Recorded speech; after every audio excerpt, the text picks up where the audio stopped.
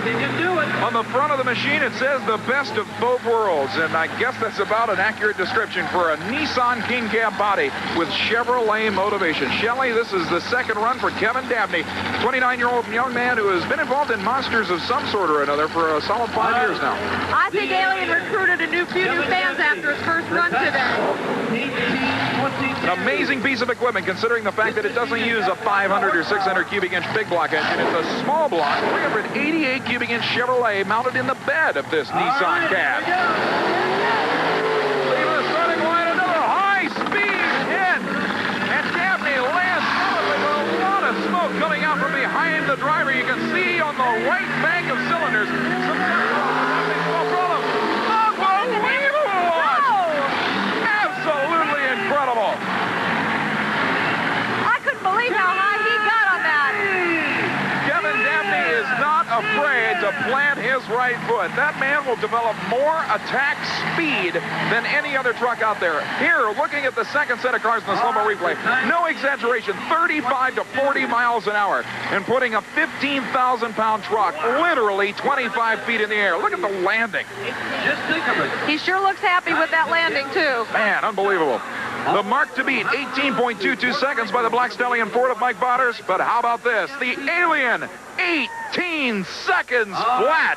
The quickest run of the event by anybody with small block Chevrolet power. Way to go, Kevin. Bringing out onto the floor of the Pittsburgh Civic Arena, the incredible barefoot Chevrolet is Freddie Schaefer. And race fans, this may be one of the wildest single monster truck runs of the season.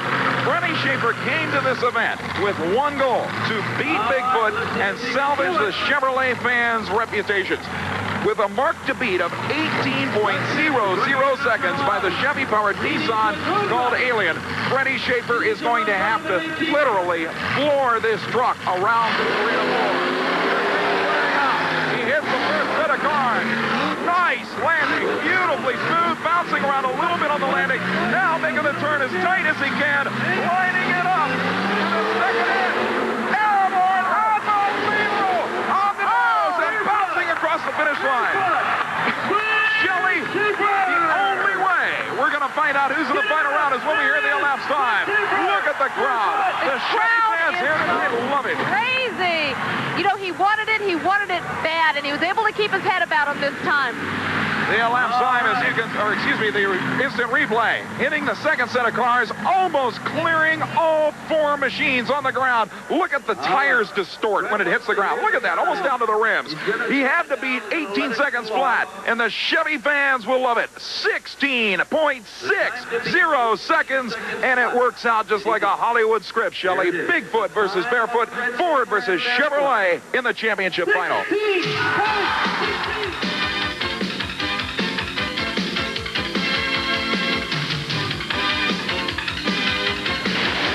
Gentlemen, we're back at the Pittsburgh, Pennsylvania Civic Arena as we get ready now for championship mud bog racing action. And believe me when I tell you that one of the most impressive fields of mud bog championship racers is assembled here this weekend in the Steel City. This is the Budweiser 1988 GC that is powered by a nitrous oxide injected alcohol burning 509 cubic inch aluminum Rodex Chevrolet. And interestingly enough, it uses a 2-speed automatic transmission, the power glide transmission, that GM produced back in the mid-1960s behind one of the most powerful engines in this sport. This is an honest-to-goodness 1,500 horsepower engine. Well, Melvin Brown, like I said, is not that familiar with this particular vehicle. Ron Haverty, the normal driver, had other commitments. And indeed, during preliminary action, Melvin Brown did very well.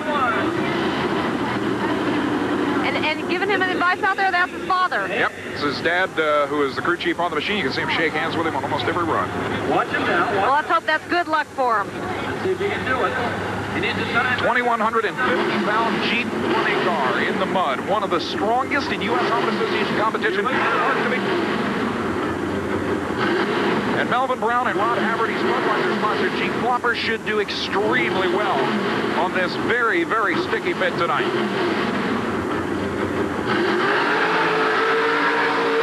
Tremendous launch and down the pole. And that will unfortunately disqualify Melvin Brown going out of bounds at the finish line. A tough, tough break. What a shame, because he had such a good run there. He saw the machine getting sideways near the finish line and got out of the throttle before he ever crossed the finish line. But as soon as he got out of the throttle, the rear end came around to the left, and that's what hit the pole. Let's watch the replay. We can see exactly maybe what caused the car to get that sideways. Seeing the initial launch, the front wheels literally off the ground, and a rough ride for Melvin Brown. That's something you don't see too often as a machine taking that rough a ride through the pit. You can see all four wheels were airborne there. He grabs the steering wheel, yanks it to the right, trying to steer the car away from the berm, but then the rear end gets airborne. That was the problem. What a It shame. swings around and hits the pole, and that put him out.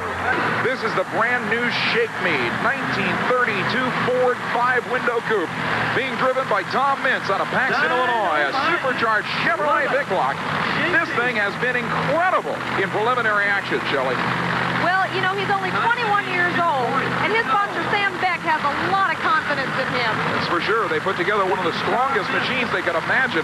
Like I said, a supercharged 466 cubic inch Chevy Big Block on alcohol, 2-speed power glide transmission. He will shift it at about the 7-foot marker on this 80-foot track. 1,500 horsepower of Chevrolet. Absolutely incredible! Upside down and into the safety net. Absolutely incredible ride for Tom Mintz. You can see Jim Harris, the event director, right there, as well as the paramedics and the safety crew. Mintz has motioned to him that he is okay. He says just roll this thing back over.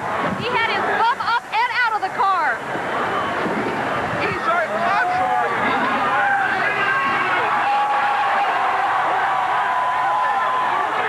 incredible run. He sure gave the crowd a scare, but the minute he got up, he got quite an ovation. Listen to this. On the run, completely sideways at the finish line, airborne and on his head. 2.20 seconds. And he's up and walking. Look at him. Absolutely unbelievable. That's only 17/100ths of a second slower than Tom Martin's quickest run ever. Look at that young man. Look at that young man. 21 years old on a 2.20-second run. Absolutely incredible. And here's the slow motion replay. The machine at half track just blasting across the mud. Look at the tires just skimming the surface exactly the way it should be done. Now it starts to bounce around and hook to the left. You can see him working the steering wheel in the cockpit, trying to keep it straight. He stays full throttle through the shutdown area. The kill switch cuts the motor. But look at this thing. The rear end literally 7 feet in the air, and here's the landing that put him on his head. Man, what a ride for this rookie. This is something he'll have to call home and tell him about. I'll tell you, though, is that a classic example of the stringent safety requirements these machines have to have, or what? I'll tell you, the U.S.HRA Association safety regulations are what allowed Tom Mintz to walk away from that crash. Well, I'll tell you, Jim Harris down there on the floor, our technical director, he supervises all the safety activities here, and that little extra time sure pays off. There's no question about it. We will be back with more championship action from the Pittsburgh, Pennsylvania Civic Arena. Believe me, it will get wilder here at the U.S.HRA Association Monster Truck and Mud Bog Championships. We'll be back in a moment.